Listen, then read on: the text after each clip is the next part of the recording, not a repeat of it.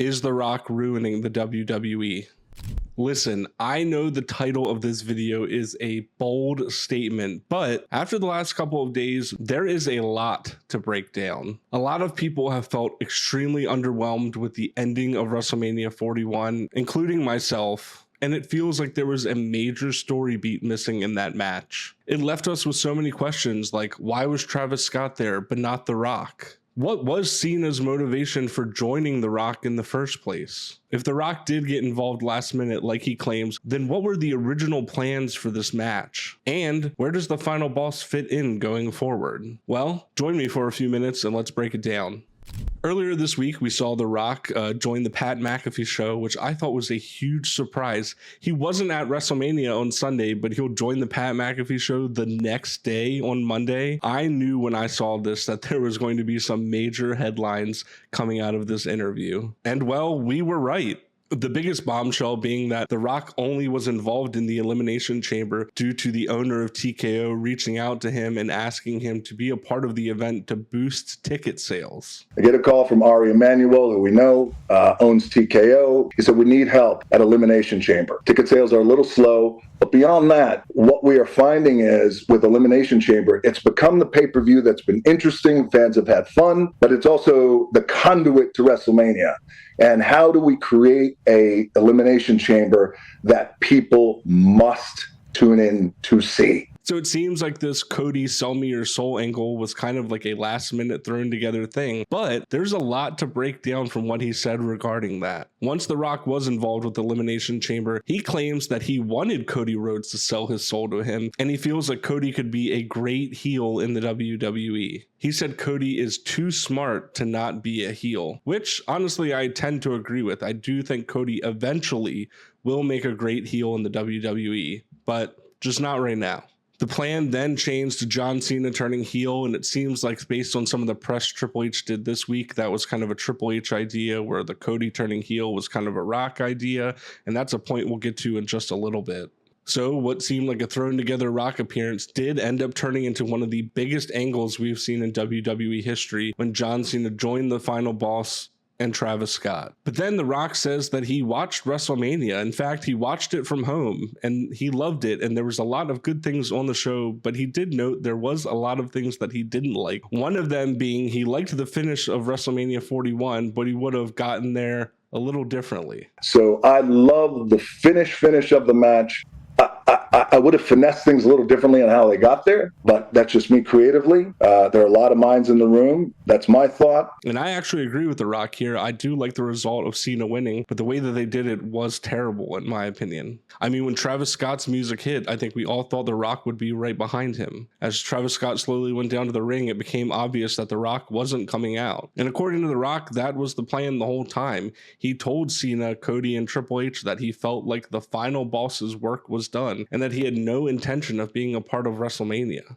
Now, let's build. You guys go and crush it, and I'll be right there with you, and I'm always here if you need me, but I think it's best for the final boss not to be involved in that finish. Which to me is mind-boggling. Why would you be a part of one of the biggest angles in WWE history with no intention of following up? We never even got motivation as to why John Cena joined The Rock. John Cena had already won the Elimination Chamber. It wasn't like The Rock helped him win.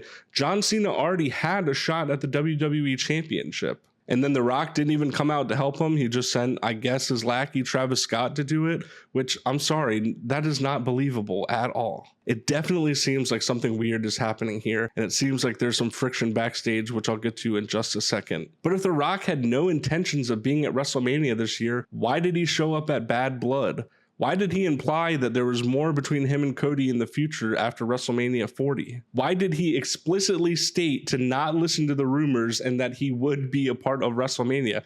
I think there is a lot more to this story than we realize. A lot of people have speculated that maybe there is some backstage friction between The Rock and Triple H. And honestly, that makes a little bit of sense after hearing The Rock's testimony about his involvement in WrestleMania this year. I mean, it seemed like The Rock had his idea with Cody turning heel and joining him. Triple H wanted to go the Cena route. And maybe that's why The Rock bowed out when he didn't get his idea and it wasn't going to go that way. He was just like, all right, I'm out. Which, and I'll get to that in a second, seems like something that he does quite often. If you noticed, after Elimination Chamber, there wasn't really a ton of references to The Rock. And I don't even think John Cena referenced his relationship with The Rock at all in the build-up to WrestleMania 41. Cody didn't mention it either. People noted too that during Triple H's Hall of Fame speech, he never once brought up The Rock. He brought up all of his other rivals, but seemed to have left out arguably one of his biggest rivals of all time. Intentional? An accident? With everything that's going on, it really makes you wonder. And listen, I don't think The Rock is solely to blame for the mess that was the end of WrestleMania 41 or some of the mess surrounding WrestleMania 41 in general. A lot of people, including myself, were a little underwhelmed with this year's WrestleMania. And I think there has been a lot of flack on Triple H for that in the build-up, and I think rightfully so. The week of WrestleMania, Triple H had done a lot of press, whether it had been podcasts or interviews on the Pat McAfee show, and he seemed to kind of be putting down internet fans or internet noise for all of the criticisms of the booking that he's had going into WrestleMania 41. And listen, I do think some of it was overly scrutinized, but you can't act like WrestleMania this year was perfect. There were some major issues in the build.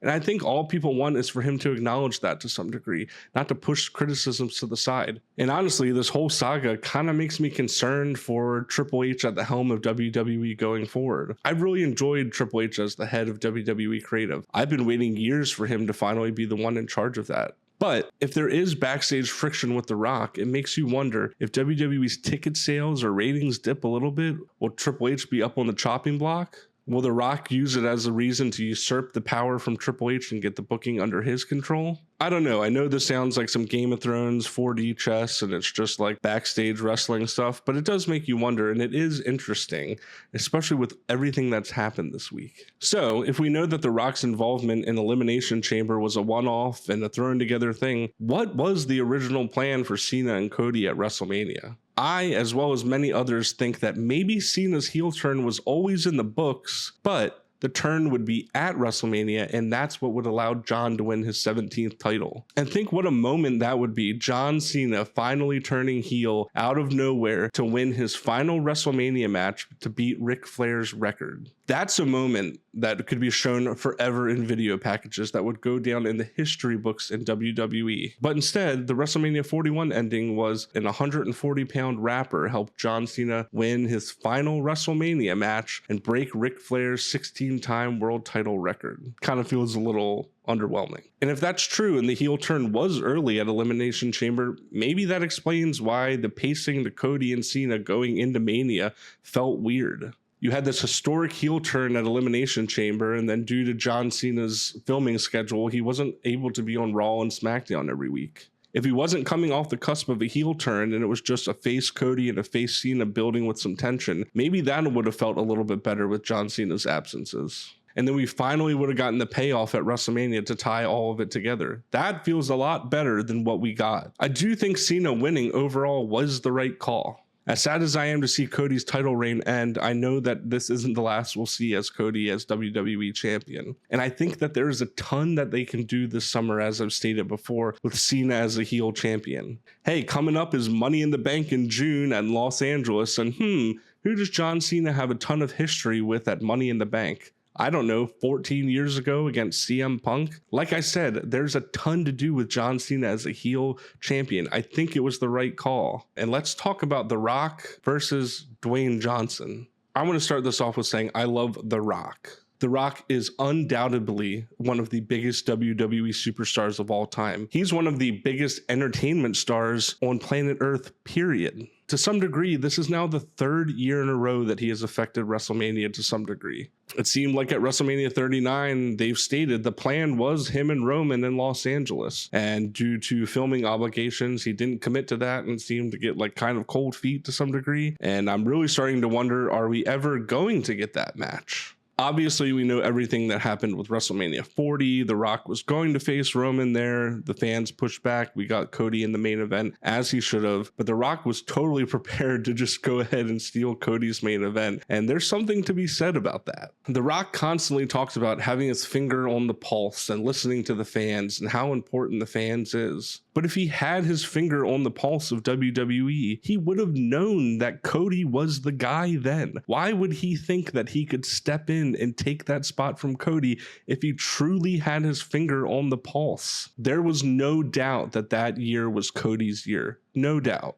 In hindsight, Cody losing at 39 was the right call, but they had to crown Cody at 40. And thank goodness they did, because it will go down as one of the biggest moments in WrestleMania history. And circling back to Elimination Chamber, he willingly shot an angle and was involved in one of the biggest angles of all time that he admitted that he basically did as a one-off and never intended to be a part of. It just all is so mind-boggling to some degree. This may be critical to say, but honestly, as time goes on, The Rock just feels kind of disingenuous. And Dwayne Johnson, the person, just kind of seems in every interview I've seen like a walking billboard. And I mean that with a ton of respect. And honestly, I know that sounds kind of disrespectful. He says he loves wrestling and he comes out in the goosebumps and he slaps his arm. And I don't doubt that The Rock does love wrestling. Obviously, it's a huge part of his family's culture, of his life. He's always been a part of wrestling. But it does feel a little disingenuous when he says things like that. It's like, do you really care about the health of the wrestling industry, or do you care about the WWE bottom line? On another note, why did The Rock post a picture of himself wearing a New Japan shirt, looking at a Rubik's Cube? Listen, at the end of the day, I love the WWE. I appreciate all of the people that make it what it is. I think we all do. But that being said, that's why I upload videos here, to have some of these conversations, to put my thoughts out there on things that are happening in the wrestling world. And coming off the heels of WrestleMania, there has been a ton to talk about, especially with this topic. I don't think this is the last time we'll be having this conversation about this pseudo power struggle between Triple H and The Rock. I think there's still a lot to come in this saga. That being said, I don't know the next time we'll see The Rock on WWE TV. I mean, will he be back in any kind of meaningful role like he was in the lead up to WrestleMania 40? Will we get him versus Cody? Will we ever get him versus Roman? I don't know. If I had to put my money on it, I'd say no. And I don't even know at this point if I want to see it. And that's terrible to say, because I was super hyped for both of those matches. And honestly, you can call me a hypocrite, because I'm sure if those matches do get announced, I'll be right here on YouTube talking about how excited I am for them.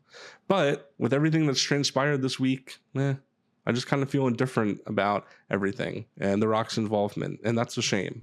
All right, thank you guys so much for sitting here listening to me ramble about wrestling. Once again, I appreciate your time so much. If you like what you saw, please go ahead and drop a like, leave a comment, let me know what you think about this situation that's brewing. I've been uploading wrestling content consistently in the lead up to WrestleMania, and I will continue to do so going forward. So if you'd like to join me, go ahead and hit that subscribe button. I appreciate it a ton. I appreciate everyone watching, and we'll get together here soon again.